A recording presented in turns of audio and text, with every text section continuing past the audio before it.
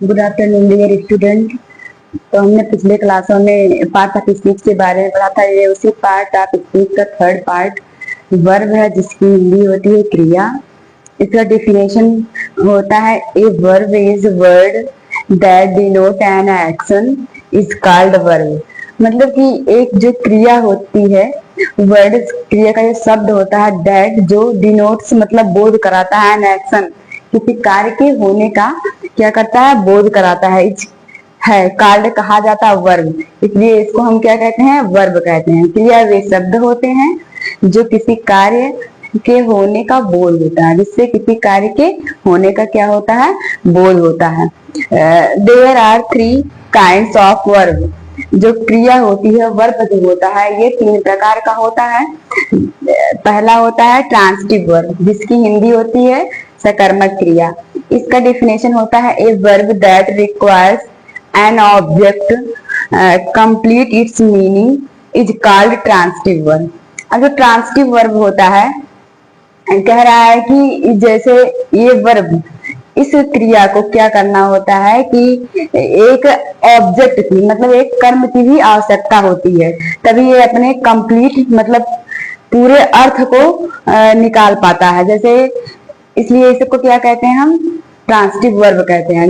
यदि क्रिया के साथ कर्म का प्रयोग हुआ हो, उसे हम ट्रांसिटिव वर्ब कहते हैं। जैसे सोहन रीड बुक, मतलब सोहन के पढ़ने का प्रभाव किताब पे पड़ रहा है। इसलिए इस सेंटेंस को मतलब इस वर्ब को एक ऑब्जेक्ट की भी आवश्यकता है, एक कर्म की भी आवश्यकता है। ये आपका वर्ब हो गया क्रिया, और इसको किसकी आवश्यकता है, वर्ब की आवश्यकता है। सेकेंड क्या है, इंट्रांसिटिव वर्ब, जिसको कहते हैं अकर्मक क्रिया। A verb does not require an object to the make sense is transitive verb. कह रहा है ए वर्ब, एक क्रिया, डू नॉट नहीं, रिक्वायर आवश्यकता है, एन ऑब्जेक्ट किसी भी कर्म की, टू मेक सेंस ये अपने आप में एक कंप्लीट अर्थ बना लेता है, इज है इंट्रांसिटिव वर्ब। इसलिए इसे क्या कहा जाता है, इंट्रांसिटिव वर्ब कहा जाता है, अकर्मक क्रिया कहा जाता है। जैसे इसका हिंदी यदि वाक्य में क्रिया के साथ कर्म का प्रयोग ना हुआ हो, उसे हम अकर्मक क्रिया कहते हैं। जैसे ही गो, अब वह कहाँ गया ये नहीं पता है ना, खाली वह जाता है। अब कोई ऑब्जेक्ट नहीं, लेकिन एक अर्थ है। बर्ड्स फ्लाई, चिड़िया उड़ती है। अब कहाँ उड़ रही है, कोई ऑब्जेक्ट की इसे आवश्यकता नहीं है, ये खुद एक कंप्लीट अर्थ बन गया है। ही गोज, वह जाता है, ये भी एक अर्थ बन गया, वह जाता है, कहीं भी जाता है, इससे कोई मतलब नहीं है, यहाँ कोई ऑब्जेक्ट ना दिया है, फिर भी ये एक कंप्लीट अर्थ है। थर्ड क्या होता है, ऑक्सिलरी वर्ब, जिसे हम हेल्पिंग वर्ब भी कह सकते हैं। इसकी हिंदी होती है सहायक क्रिया। A verb that join A helping verb with its complete is called auxiliary verb.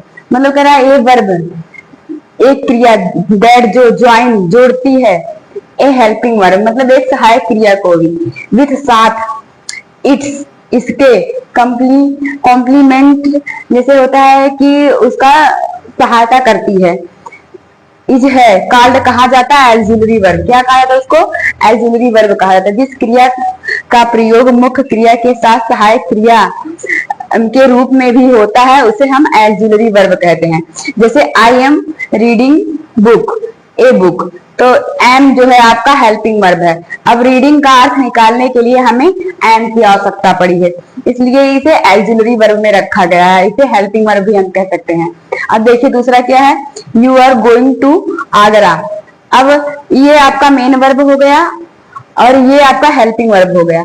अब इस वर्ब के अर्थ को निकालने के लिए हमें आर की आवश्यकता पड़ेगी, इसलिए तुम आगरा जा रहे हो, इसका हिंदी होगा, तो इससे ही अर्थ इसका कंप्लीट होगा, इसलिए इसे हम ऑक्सिलरी वर्ब कहते हैं। हमें लगता है कितना आप लोग को बहुत अच्छे से समझ में आया होगा।